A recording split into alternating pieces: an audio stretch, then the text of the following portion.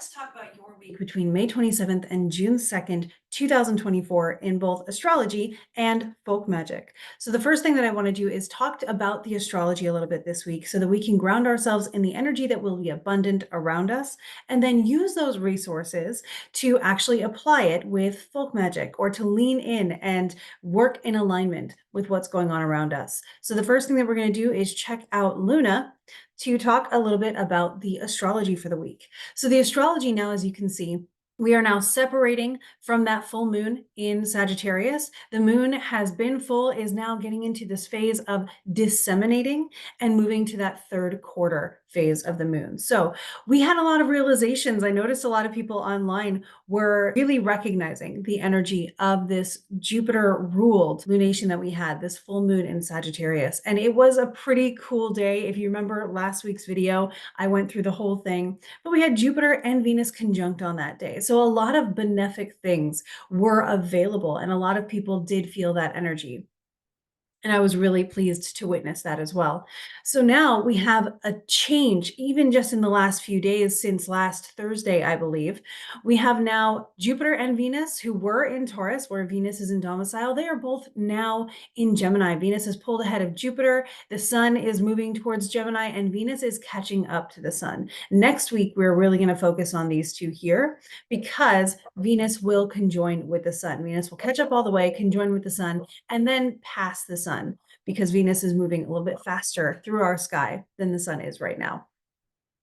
So what we're seeing is that this week is kind of hallmarked by a little bit of slowness or a little bit of quiet to really contrast all the energy that we've had recently. So we do begin the week with Mercury, you can see at this point applying on the 27th, but Mercury will be sextile Saturn at some point, giving this opportunity to take everything that we recognized from that full moon in Sagittarius and say, okay, it is Gemini season. Mercury is in charge.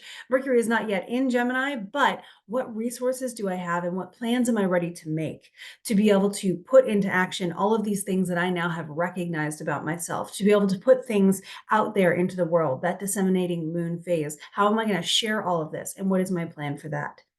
And then later in the week, we might notice that those plans that we make have to be a little bit flexible because Mercury is going to conjoin with Uranus. So what we see if we pop ahead just a few days to the 31st, we see that Mercury and Uranus come together. So Mercury is moving quite quickly right now, catching up with Uranus. And on this day, because Uranus's whole hallmark is unpredictability, we might see that these plans that we made do need to be adjusted. But that doesn't mean that you shouldn't make the plans in the first place. They give you a foundation to build off of that you would not have had to begin with. So it still is meaningful to, if you had plans, to have them. And that makes you further ahead in being able to adjust what you already have rather than having to start from the bottom and start all over again. So still really helpful. And at this time, we do have the moon hanging out with Saturn in Pisces. So there is some support here for being able to say, even though things are changing, I have my resources, I have my wits about me. I know what I'm going to do, and I know my options that I can work with here. So we work with that. And then by the end of the week, by June 2nd, we see that Jupiter, now at 1 degree of Gemini, is going to have this trine on the 2nd, will perfect this trine with the retrograde Pluto. So what this leads to is likely a breakthrough, perhaps in a mental capacity, because we are in air signs with this. And at the same time, Mercury is sextile Neptune. So I would hope for and incline myself towards the idea of having some kind of breakthrough after whatever unexpected thing comes in the more middle of the week. To have that breakthrough that says, I didn't realize I could do something this good. And this is better than what I planned at the beginning of the week. Thank goodness I recognized this for myself then, and then allowed myself to sort of roll with the punches in the middle of the week so I could come to this moment of clarity that changes the way I want to do things and then gives me this sense of inner peace that I can now move forward with. So that's how I would sort of synthesize just the emotions that you might be going through this week with the transits that we are experiencing. We also notice Mercury is getting towards the phase of morning set. So Mercury is pulling up close to the sun as well. And you can see by this point, Venus and the sun are already on the same degree and getting towards that Kazemi experience. It's If you want to be really picky about it, the Venus cazimi will be 15-degree minutes on either side of the sun, and Venus here is on the same degree, so we're already experiencing that. And then Mercury will be coming in as well. So, with all of this Gemini energy coming into play, with Mercury about to be in chariot with the sun in Gemini, with both benefics, and Venus conjunct the sun, having her cazimi moment, we might be focusing on more intellectual pursuits. We might have things that we really want to focus on as far as our ideals and our goals and our ethical values and all of those air quality things. So, one of the things that I'm focusing on this week is sort of getting in touch with the way that you perceive energy.